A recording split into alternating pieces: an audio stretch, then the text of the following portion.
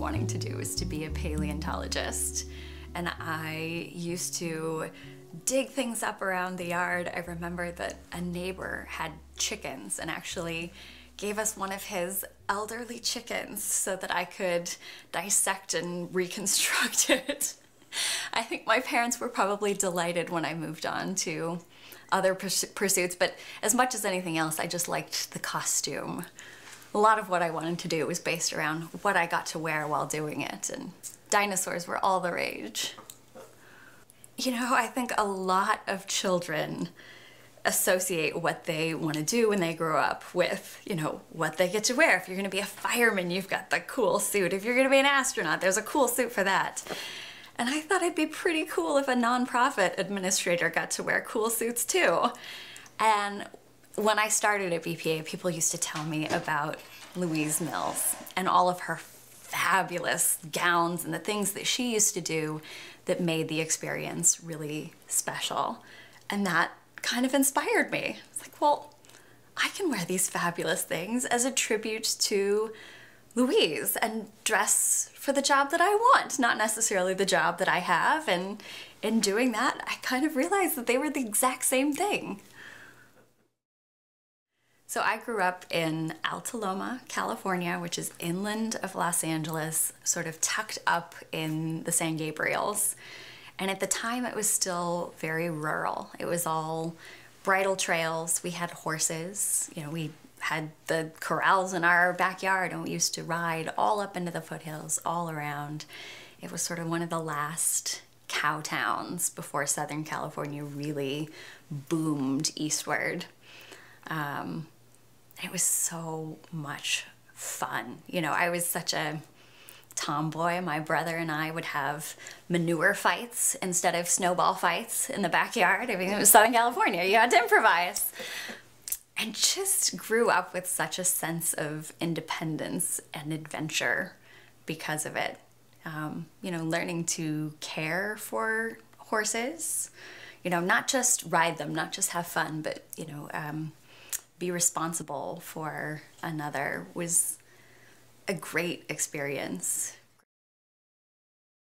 I stayed in Southern California for high school, except that I went abroad for a year. I went to Denmark when I was 16 and went to gymnasium there. And when I came back to, you know, public school with 2,500 kids after having been in this incredibly different environment, I thought, I don't want to do 2 more years of this. So I took all of the AP classes I could take, and I took my GED and I went off to college a year early. So I left school at 17, but I stayed in Southern California for college. I went to Scripps, which is just in Claremont, so it was just down the road. It's where my mother went. My grandmother went to Pomona College, so did my grandfather went to CMC, so it was very much a Claremont legacy, and it was a whole lot of growing up for a 17-year-old to do. You know, I went thinking I would be a theater major. I think a lot of times students who do drama in high school think that that would be a fabulous thing to do, especially so close to Los Angeles. And I realized very early on that that was not what I was necessarily cut out for. Not necessarily for being on stage, but everything behind it. So when I was still in college, I worked for the European Union Center of California. And one of the things that I did as a student working there was I would drive around the visiting dignitaries. They would come to do the State of the European Union address.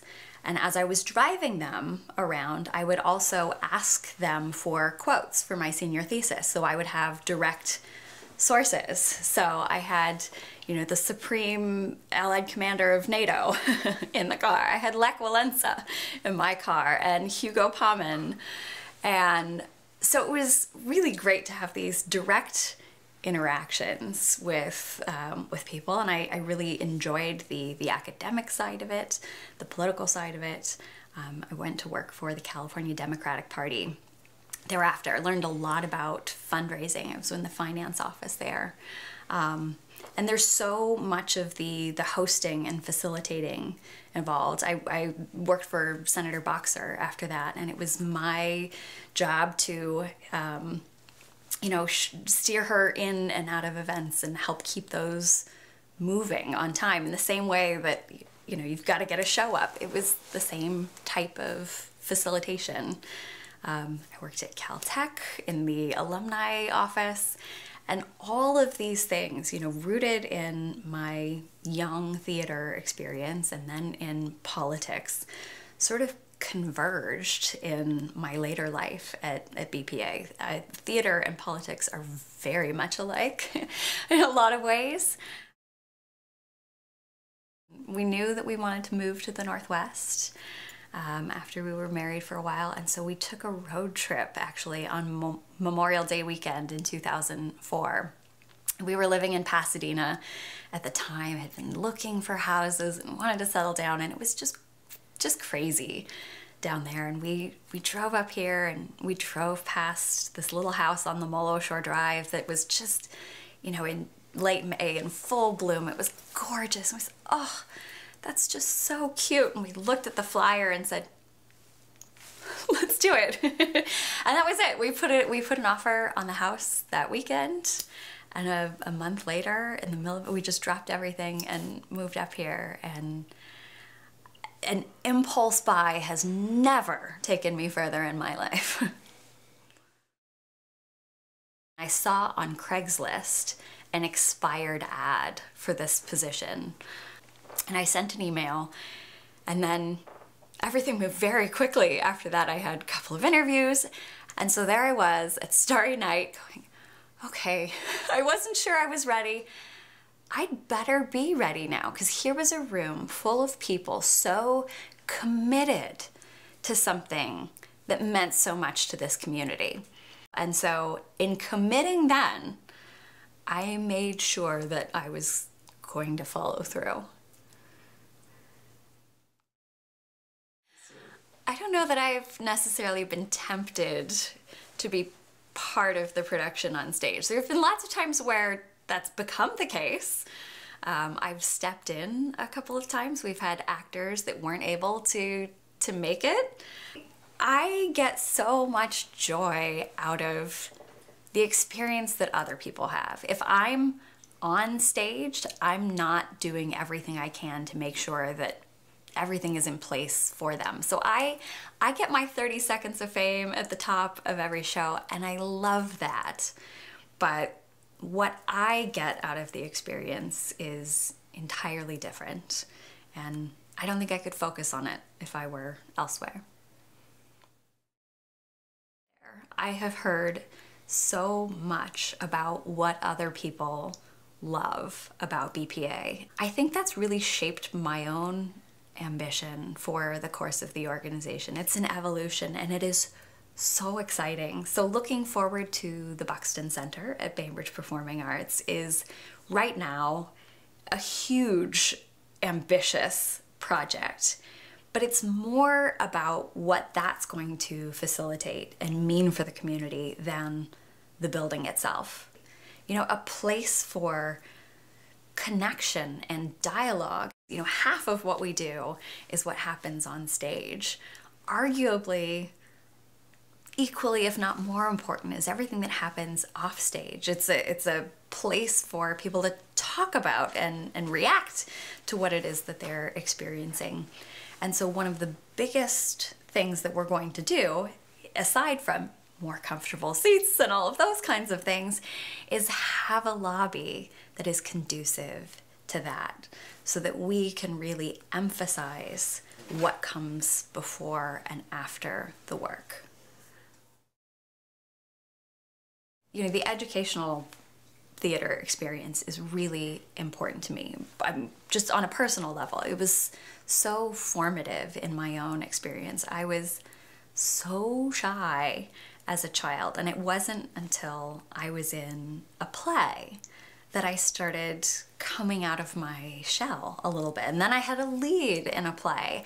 And after that, I was all in. I was so much more comfortable with other people's words and other characters. It developed such a sense of empathy for me. And over time, I began to become more comfortable with myself and to trust my own voice and my own thoughts and experience. And so I see in what other children are experiencing in the BPA theater school so much of what I had. And I can see the needs that exist and the ways that building confidence and taking these small risks in the spotlight helps them to become confident in whatever they're going to do. We are trying to develop engaged citizens who, on whatever stage life takes them to, they believe in their own power and in their own voice. You know, on stage, there's so much focus on listening. It's not all about your line and what it is that you have to say. It's about supporting everyone around you. If they miss a line, but you're focused on what you're going to say next, you miss the opportunity to pick up the experience for everyone. The curveballs that life inevitably throws are so much easier to swing at if you know they're coming. And they are. They're always coming. And in theater, it's really easy to get comfortable with that and swing back. You know, when I was young, my parents got divorced. And I, in so many of the same ways I am now, am really eccentric. And as a child, that can be hard. Eccentric is weird. And I embraced all of the negative things that people said about me. I mean, I was just bullied terribly.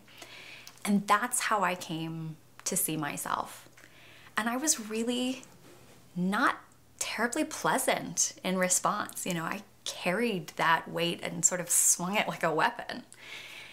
And it wasn't until I was in college and I met my husband, who saw great things in me, who saw these eccentricities, not as the things that made me weird, but the things that made me wonderful, that I started to embrace that as well. And I realized that it takes so much less energy to be kind than it does to be cruel.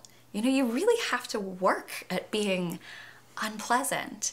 And I have learned such a sense of patience and compassion in working with so many different kinds of people at BPA.